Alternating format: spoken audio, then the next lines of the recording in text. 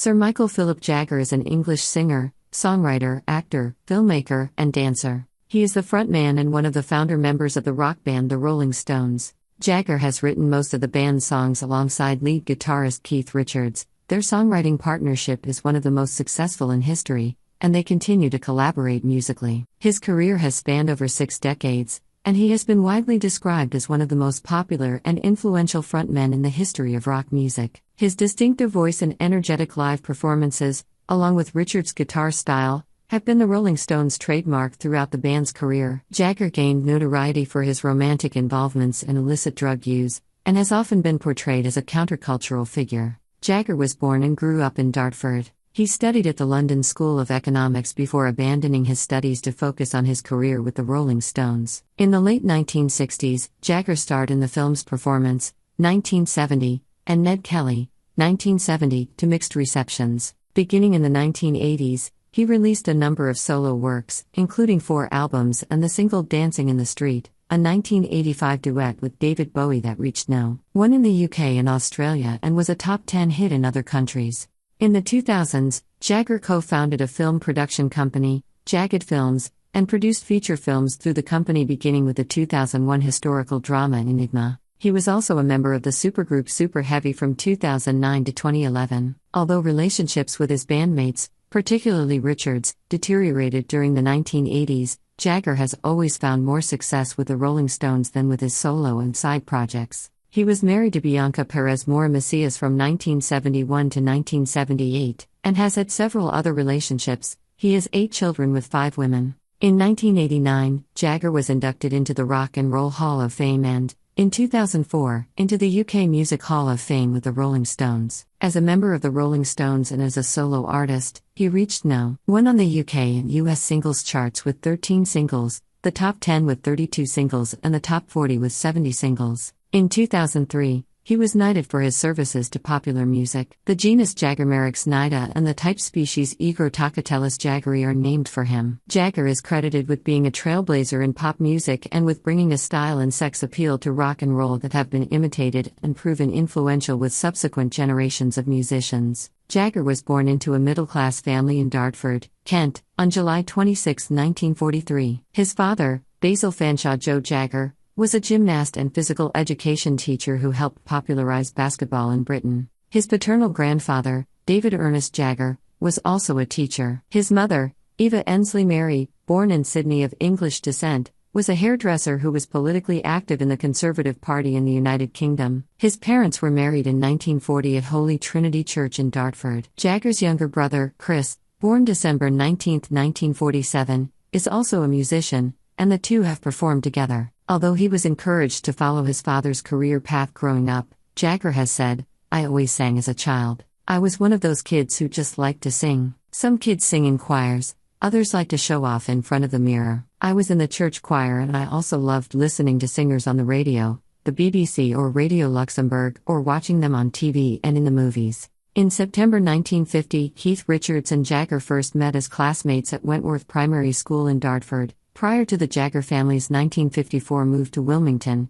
Kent. The same year he passed the 11+ examination and attended Dartford Grammar School, which now has the Mick Jagger Centre performing arts venue. Jagger and Richards lost contact with each other when they went to different schools. In the mid-1950s, Jagger began his music career, forming a garage band with his friend Dick Taylor. They played songs by Muddy Waters, Chuck Berry, Little Richard, Howlin' Wolf, and Bo Diddley. Jagger met Richards again on October 17, 1961 on Platform 2 of Dartford Railway Station. The Chuck Berry and Muddy Waters records Jagger was carrying revealed a shared interest in rhythm and blues. A musical partnership began shortly afterwards. Richards and Taylor often met Jagger at his house. In late 1961, the meetings moved to Taylor's house, where Alan Etherington and Bob Beckwith joined the trio. The quintet called themselves the Blues Boys. Jagger left school in 1961 after passing 7 O-levels and 2 A-levels. He and Richards moved into a flat at Edith Grove in Chelsea, London, with guitarist Brian Jones. While Richards and Jones planned to start their own rhythm and blues group, Jagger continued to study finance and accounting on a government grant as an undergraduate student at the London School of Economics. He had seriously considered becoming either a journalist or a politician, comparing the latter to a pop star. Brian Jones, using the name Elmo Lewis, began working at the Ealing Club, where a loose music ensemble known as Blues Incorporated was performing, under the leadership of Alexis Corner. Jones, Richards, and Jagger began playing with the group, with Jagger eventually becoming the band's lead singer. Jones, Richards, and Jagger began meeting on their own to practice, establishing the foundation for what would become the Rolling Stones. At the beginning of the Rolling Stones' founding in the early 1960s, the band mostly played for no money at a basement club opposite London's Ealing Broadway tube station, which was subsequently named Ferries Club. The group had very little equipment and borrowed Corner's gear to play. Their first appearance, under the name The Rolling Stones, after one of their favorite Muddy Waters songs, was performed at the Marquee Club, a London jazz club, on July 12, 1962. They later changed their name to the Rolling Stones, since it seemed more formal. The initial band members included Jagger, Richards, Jones, Ian Stewart on piano, Dick Taylor on bass, and Tony Chapman on drums, but Richards wrote in Life, his memoir, that the drummer that night was Mick Avery, not Tony Chapman, as history has mysteriously handed it down. In June 1963, the band began a 5-month residency at Eel Pie Island Hotel, which the BBC later credited with shaping the band's career. That autumn, Jagger left the London School of Economics to pursue a musical career with the Rolling Stones. The group initially played songs by American rhythm and blues artists, including Chuck Berry and Bo Diddley. The band's first 2 UK No. 1 hits were cover versions, It's All Over Now by Bobby Womack and Little Red Rooster by Willie Dixon. Encouraged by manager Andrew Loog Oldham, Jagger and Richards soon began writing their own songs. Their songwriting partnership took time to develop.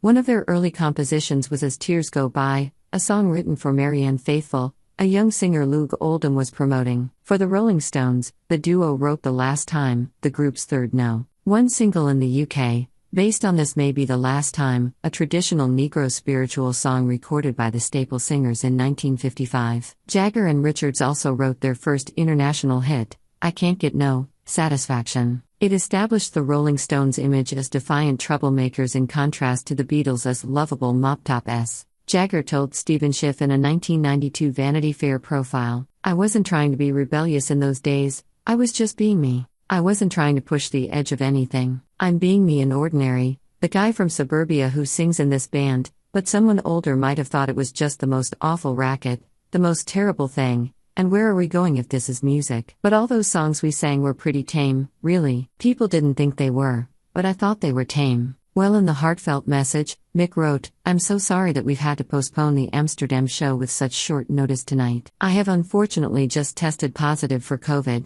We aim to reschedule the date ASAP and get back as soon as we can. Thank you all for your patience and understanding. Well guys, what are your thoughts? Do tell us. Thanks for watching.